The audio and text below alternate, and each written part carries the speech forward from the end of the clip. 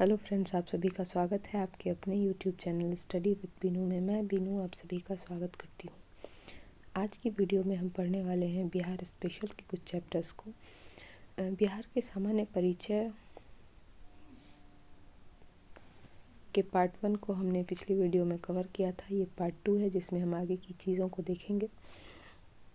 यहाँ हम देखते हैं कि हमने बिहार की कुछ चीज़ों को यहाँ तक देखा हुआ था। अब हम बिहार के नक्शा को सामने रखते हैं और बिहार की कुछ चीज़ों को देखेंगे। हम जानते हैं कि गंगा नदी जो है वो बिहार में बहती है और बिहार के बीचों बीच से गंगा नदी गुजरती है, जो लगभग बिहार में 445 किलोमीटर बहती है। गंगा नदी के उत्तर में जो बिहार पड़ता है उसे उत्तरी बिहार, और गंगा नदी के दक्षिण में जो बिहार पड़ता है उसे दक्षिणी बिहार कहते हैं। उत्तर बिहार बाढ़ से प्रभावित होता है और दक्षिण बिहार जो है वो सूखाग्रस्त होता है। तो उत्तर बिहार की अपनी एक विशेषता है जो बाढ़ प्रभावित क्षेत्र है, और दक्षिण बिहार की अपनी विशेषता है कि वह सूखाग्रस्त होता है। फिर हम आगे देखें तो पिछली वीडियो में हम देख चुके हैं कि बिहार की जो लंबाई पूरब से पश्चिम है वो 483 किलोमीटर है, और जो उत्तर से दक्षिण है वो 345 किलोमीटर है। बिहार का क्षेत्रफल जो है वो 94,163 वर्ग किलोमीटर है। इसके बाद हम देखेंगे कि क्षेत्रफल की दृष्टि से जो है बिहार का सबसे बड़ा जिला वो पश्चिम चंपारण है। क्षेत्रफल की दृष्टि से अगर बिहार के सबसे छोटे जिला की बात करें हम तो वो शिवहर है। जनसंख्या की दृष्टि से बिहार का सबसे बड़ा जिला जो है वो पटना है। जनसंख्या की दृष्टि से बिहार का सबसे छोटा जिला जो है वो शेखपुरा है। पटना की बात की जाए तो बिहार की राजधानी पटना है। बिहार का जो उच्च न्यायालय है वो पटना में है। अगर हम उच्च न्यायालय की बात करें भारत में तो अभी कुल 25 उच्च न्यायालय हैं भारत में, जिसमें से एक पटना बिहार में स्थित है। फिर हम आगे कुछ चीज़ों को समझेंगे। इसे इरेज करते हैं और हम बढ़ते हैं वर्ल्ड मैप की ओर। आप देखेंगे कि ये जो भारत है, अगर हम क्षेत्रफल की बात करें तो विश्व का जो कुल क्षेत्रफल है उसका 2.42% क्षेत्रफल जो है वो भारत के पास है। और अगर हम जनसंख्या की बात करें तो विश्व की जो कुल जनसंख्या है उसका 17.5% यानी कि 17 उसी प्रकार अगर हम भारत में बिहार की बात करें तो आप देख सकते हैं कि ये भारत है और भारत में यहाँ बिहार है। तो अगर बिहार के क्षेत्रफल की बात करें हम तो भारत का जो कुल क्षेत्रफल है जो कि 32,87,263 वर्ग किलोमीटर है, और बिहार का जो क्षेत्रफल है वो 94,163 वर्ग किलोमीटर है। तो भारत के कुल क्षेत्रफल का जो है 2.86%, 2.86% जो है क्षेत्रफल ये बिहार के पास है। और अगर हम जनसंख्या की बात करें तो भारत की जो कुल जनसंख्या है उसका 8.6% बिहार के पास है। अगर भारत की बात की जाए तो भारत का जनसंख्या की दृष्टि से जो सबसे बड़ा राज्य है वो राजस्थान है।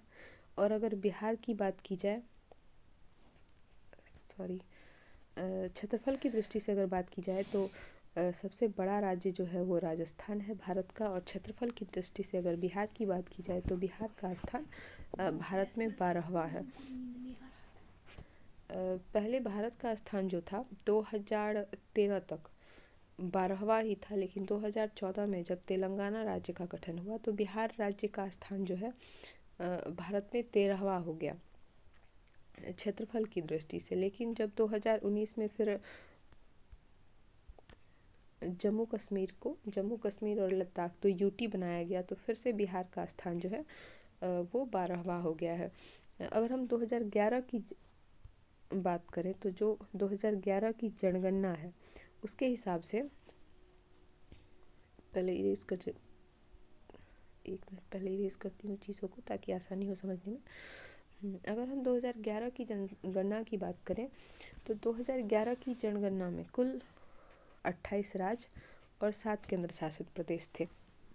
तो केंद्र शासित प्रदेश और राज्यों की संख्या की बात की जाए तो कुल 35 थी, जिसमें कुछ बदलाव आए 2011 के बाद। 2014 में जो है आंध्र प्रदेश से तेलंगाना अलग हुआ यहाँ।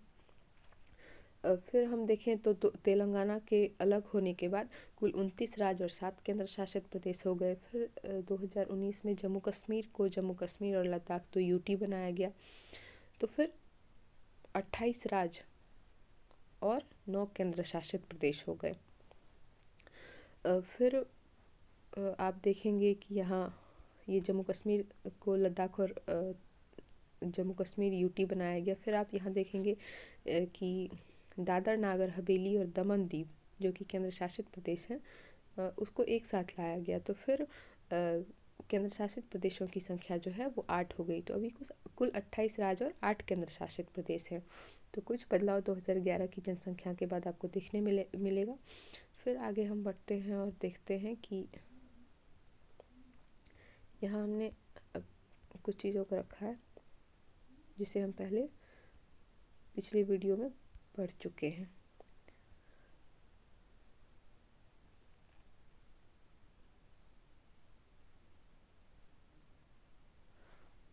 ये आप देखेंगे कि ये बिहार का नक्शा है जो पिछली वीडियो में हम कवर कर चुके हैं।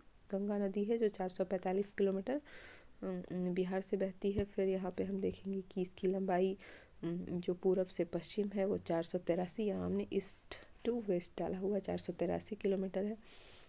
फिर हम देखेंगे कि बिहार की जो लंबाई पूरब से पश्चिम यहाँ पूरब से पश्चिम जो है वो 483 किलोमीटर है, और जो उत्तर से दक्षिण है वो 345 किलोमीटर है, नॉर्थ टू साउथ।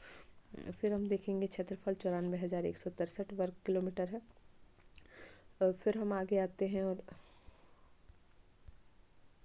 यहाँ हम देख चुके हैं कि बिहार का कौन सा जिला किस देश या राज्य के साथ अपनी सीमा साझा करता है। अब यहाँ हम देखेंगे कि बिहार के जो 9 प्रमंडल हैं वो कौन कौन से हैं और उसमें कौन कौन से ज़िले हैं। तो सबसे पहले हम देखते हैं कि यहाँ पटना प्रमंडल है, तिरहुत है, सारण है, दरभंगा है, कोसी है, पूर्णिया है, भागलपुर है, मुंगेर है और मगध है। जिसमें से आप देखेंगे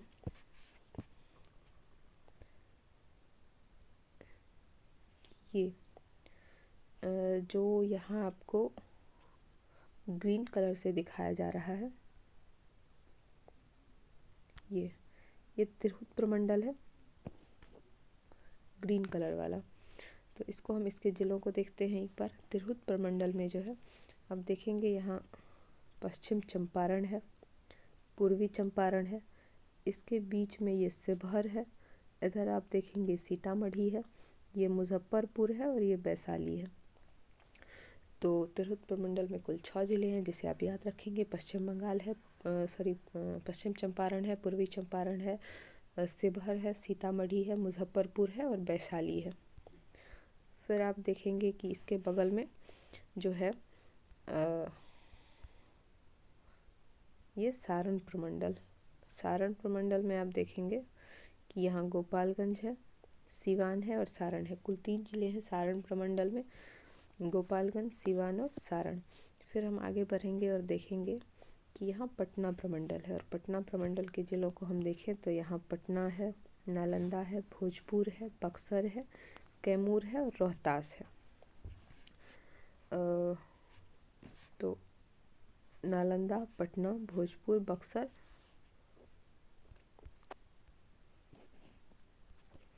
रोहतास और कैमूर, कुल 6 ज़िले जो हैं वो पटना प्रमंडल में है। कुल 3 ज़िले जो हैं वो सारण प्रमंडल में है। कुल 6 ज़िले जो हैं वो तिरहुत प्रमंडल में है। और फिर हम आगे बढ़ें तो ये आप देख रहे हैं, ये जो पिंक कलर से यहाँ पर दिखाया गया है वो मगध प्रमंडल है। मगध में अगर बात की जाए तो आप देखेंगे कि यहाँ गया है, नवादा है, औरंगाबाद है, जहानाबाद है और अरवल है। कुल 5 ज़िले जो हैं वो मगध प्रमंडल में है।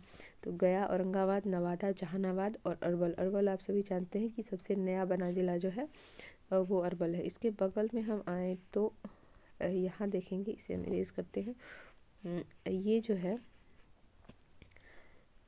ये मुंगेर प्रमंडल है, जिसमें मुंगेर है, खगड़िया है, बेगूसराय, लखीसराय, शेखपुरा और जमुई।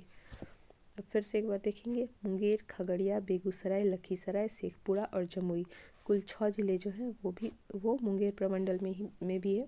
इसके बाद हम बात करें तो यहाँ आपको दिखेगा भागलपुर प्रमंडल है, जिसमें भागलपुर और बांका केवल 2 ज़िले हैं। फिर इसके बाद अगर हम बात करें तो यहाँ पूर्णिया प्रमंडल है। पूर्णिया प्रमंडल में 4 ज़िले हैं, जिसमें अररिया है, किशनगंज है, पूर्णिया है और कटिहार है। एक बार आप इन सभी ज़िलों को देख लेंगे। इसके नीचे हमने इसके डेटा को कलेक्ट किया है, जिसको हम देखेंगे। एक चीज़ और इसमें याद रखेंगे आप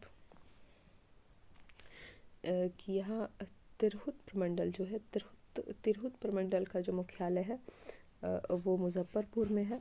इसके आगे आप देखेंगे कि ये जो मगध प्रमंडल है, मगध प्रमंडल का जो मुख्यालय है वो गया में है। और जो कोसी प्रमंडल है, कोसी प्रमंडल का मुख्यालय जो है वो सहरसा में है। फिर हम आगे चलते हैं और यहाँ देख लेते हैं चीज़ों को। हम इन सब प्रमंडल को और उसमें कितने ज़िले हैं उसको पहले ही देख चुके हैं। तो आपको देखना है कि किसका मुख्यालय, कौन से प्रमंडल का मुख्यालय कहाँ है। तो आप यहाँ देखेंगे कि सारण का जो मुख्यालय है वो सारण में, भागलपुर का भागलपुर में, मुंगेर का मुंगेर में, और तिरहुत का मुख्यालय जो हम पहले देख चुके हैं कि तिरहुत का मुख्यालय जो है मुजफ्फरपुर में है। तो ये अलग है, तो इसे आप याद रखेंगे। बाकी चीज़ें तो खुद ब खुद याद रहेंगी। फिर आगे हम देखेंगे कि दरभंगा का दरभंगा में, पटना का पटना में, कोसी का सहरसा में है, जिसको हम पहले देख चुके हैं, इसको आप याद रखेंगे। उसके बाद आप देखेंगे कि मगध का जो है गया में है, इसे आप याद रखेंगे। और किस प्रमंडल में कितने ज़िले हैं और वो कौन कौन से हैं उसे आप याद रखेंगे।